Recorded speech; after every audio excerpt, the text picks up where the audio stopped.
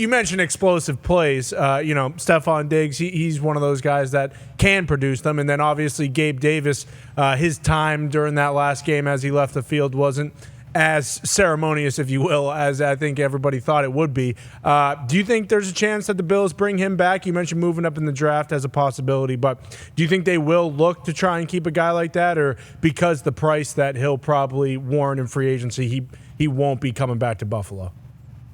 I do think that there's a chance. I do think the Bills would like to bring Gabe back, but they're going to have a value on him. I think that he'll get more on the open market, and Gabe knows that, and he's earned that right, as everybody likes to say, and good for him if he gets that. But I will tell you guys, Gabe Davis loves Buffalo. He was a team captain at 24, 25 years old, I think it was last year. He's a guy that he has roots here now. I think he'd like to stay, so he might have to weigh, what those options are as far as how much money. But I don't know if the Bills can come close to what other teams are going to be willing to offer, because I think the Bills are going to be looking to kind of have a little bit of something different. But Gabe as a player, Gabe, what he means to this organization, Gabe's DNA, the Bills love him. I think they would absolutely take him back if the price was right. But, you see Mike Evans getting, re-signed, and you see Michael Pittman and the tag and T. Higgins. That wide receiver market is dwindling as far as names, so you got to move Gabe up there a little bit more, and I wonder what his market holds. That being said, Brandon Beane said he still believes Stefon Diggs is a number one wide receiver. He didn't say we got to get more weapons for Josh Allen. He said we got to get more weapons around him so teams don't take him away as much. So I think that's a really big indicator that they're looking for somebody who can take the top off a little more explosive plays. They talked about Rack. Not that they don't think Gabe is a good player. I think they really do. I don't know if that's quite the skill set. So it would have to really be the kind of deal that would be friendly for the Bills. I think Gabe would be very open to coming back and the Bills, but I just don't see how that fits money-wise. What he had a 80 or 90 or what was it? Two of them. Yeah. Against Pittsburgh 2 years ago, yeah. And then we said we would donate if it was 75? 75 or longer. Last year wasn't. Think about how hard it is to have a 75-yard play, because where the team has to be, you're only going to have like one or two plays there. Yeah. To even. And it was a 98-yarder that day. They're at the 2-yard line. There it is. And that's the thing about Gabe. You remember that play, but he's not a burner, but he separates downfield. He's a tough guy to kind of analyze. He's really near the top of the league in yards per catch, but it's not because he just takes the top off and runs straight line speed. He's a bigger guy. He gets a little separation. There's some inconsistencies in catching, so yeah. Oh, there it is. Okay, well, everybody wants more weapons these days. Always. The only issue with the wide receiver market is, obviously, talk about franchise tag and stuff like that. These younger wide receivers are coming into the league being better. Filthy. Than ever before. Like, these young wide receivers from 7-on-7 in high school and 1-on-1s on the internet, their catch radiuses are absurd, and contested catches, they love. Yep. That is something that this generation is almost been training for all the way through high school, through the content era. In my eyes, I think that has benefited it. But young wide receivers and then the top end wide receivers are going to be the ones. Pat, can I say, I think you're so right, because I've said on my show, if you go to a random Pop Warner game on Saturday, high school game on Friday night, all these all these spread offenses these teams are running. But when we were growing up, running back was the cool spot. That's where all the athletes played. Now it's wide receiver. And now they have a good, 10, 15 years of all these rules in the NFL.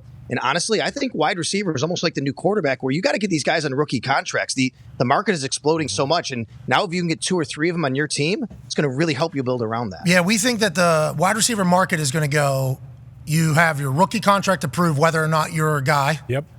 If you're a guy, you're going to get paid absurd. Yep. You're going to get paid quarterback type money. If you're not a guy, it's going to be tough, because the young guys are coming in, and it's going to be the same exact thing. Diggs dropped in my ear while you were talking there about the wide receiver. What's his last name? Khalil Shakur? Yeah, he came out of nowhere. He was everywhere, seemingly there for a good 4-week stretch. Yep. He was kind of everything, young guy. Ty Schmidt has a question for you, Sal. Yeah, Sal, speaking of Stefon Diggs, it seems like every offseason, in terms of the cryptic tweets and all that kind of stuff, whether it's real or created, everyone always kind of wants to create some big problem between him and the Bills. A couple years ago, to your point about them bringing in other talent around him so teams can't take him away, it was kind of the, hey, he's not getting the ball enough. He wants to be, after the playoff game when he went crazy and dismiss the media and all that kind of stuff. Is everything good in terms of the relationship between the Bills and Stefon Diggs right now? Because it is kind of that time every year you can, set your watch to it. It's okay, what kind of new news is going to come out about Stefon Diggs being unhappy in Buffalo? Well, it seems like it, because there hasn't been any cryptic tweets yet that we know of, right? But who knows? that could wind up happening. But what did happen was he went on Kay Adams at the Super Bowl, and he talked about how, well, you never know. I'm ready for anything, whatever happens. And that always kind of opens the door for, what do you mean, whatever happens? Are you not committed? And I think just from being around Stefon over the last few years, Stefon knows this is a business. He knows that any moment, look what happened yesterday, guys. Guys like Mitch Morris, Jordan Poyer, Tre'Davious White, at any moment. This is a guy that got traded once in his career. So I just think he approaches every day thinking anything can happen in my career. But as far as the relationship, we haven't had any of that stuff happen. I will tell you, Stefon Diggs and Josh Allen are very good friends. They know that they're very good for each other. They're friends off the field. But there's always going to be that speculation because Stefon Diggs never comes out and ends the speculation directly, because I think he just always knows that anything can happen in this league, and I don't want to be painted into a corner, and I got to be ready for anything to happen. But as far as the Bills and possibly what could happen in the future with him and his contract, there's really nothing they can do. I mean, even though you see all these moves, that would be a massive, massive dead cap hit that they're not willing to take on for their number one wide receiver. And I believe Brandon Beane when he says that he still believes he's a number one wide receiver and he's got to get him a little bit of help. People in the NFL are taking $85 million in dead cap hits I know. these days. That's amazing. That's what people are doing these days. They're saying, you know what?